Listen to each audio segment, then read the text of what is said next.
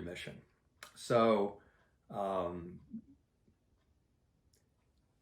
lot of people come to me and they come to me with Hashimoto's, maybe they come to me with fibromyalgia, chronic fatigue, maybe they come to me with bowel issues, and we find out that Hashimoto's is involved.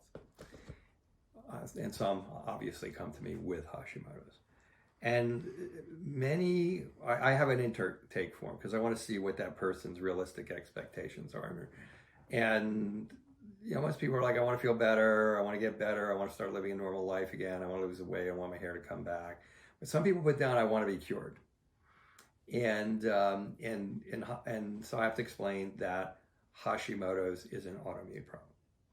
And to this date, I don't think that there is anybody who knows how to cure an autoimmune problem. If there is, I don't know who they are, and I would love to know who they are so I can figure out what they're doing. So the goal for all autoimmunity, let's say somebody comes in with Hashimoto's, let's just say somebody comes in with rheumatoid arthritis, lupus, Sjogren's, any of these things, celiac, Crohn's disease, ulcerative colitis, any of these autoimmune problems. The goal of the functional medicine practitioner, and I will say this, if you have a functional medicine practitioner who tells you can cure their Hashimoto's, hold on to your wallet and walk out the door, because that is not going to happen. And those people tend to do a lot of crazy things to try to cure your Hashimoto's. So, but autoimmunity can't be cured. So the whole goal is to put the person in remission. The whole goal is to figure out what aspects of that person's physiology are creating inflammatory responses that are in turn creating immune inflammation, causing your immune system to flare up and get overactive and attack. In this particular case, we're talking about Hashimoto's. So the whole goal is to figure out every aspect of that person's lifestyle, whether it's sleep, whether it's stress, whether they're not exercising, whether they're exercising too much, but also bacteria, viruses, food sensitivities, food allergies, toxicities, toxins.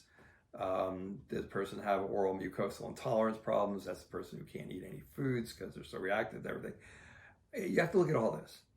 And then you figure out which of these things are relevant to that person's case. And then you start chipping away at it. And there's usually an order in which you want to chip away at it, but that's another story.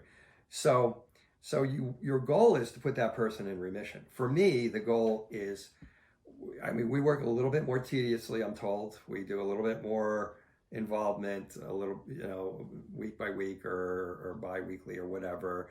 And we walk people through a pretty organized approach in a very distinctive order. So you figure out which one of those entities is the cause for that person's autoimmunity. So that when they're done, if you have been able to put them in remission or largely put them towards remission, then the goal is to have that person know what are the things that we found. Oh, you have food sensitivities. You should check them every 6 months. Oh, you had these toxicities. We need to clean you out, and you need to stay away from that. Or you're in a chronic stress response, so you have to dampen that. And here's the ways that we do that. So that person knows exactly what they need to do to stay in remission. Or autoimmune diseases have exacerbations. Exacerbations can be stress, that can be overwhelming infections, a surgery, an accident, having a baby. So that person also needs to know what they can do at that point in time, where after they've been in remission, something happens, they go in exacerbation. Now they're not on Dr. Google again going like, oh my God, there's a million things I got to read. And they go, oh, these are the 4 things that I have to get under control so that I get back out of exacerbation and into remission. It's all about putting that person's Hashimoto's into remission. Yeah, absolutely. So that's Hashimoto's and remission.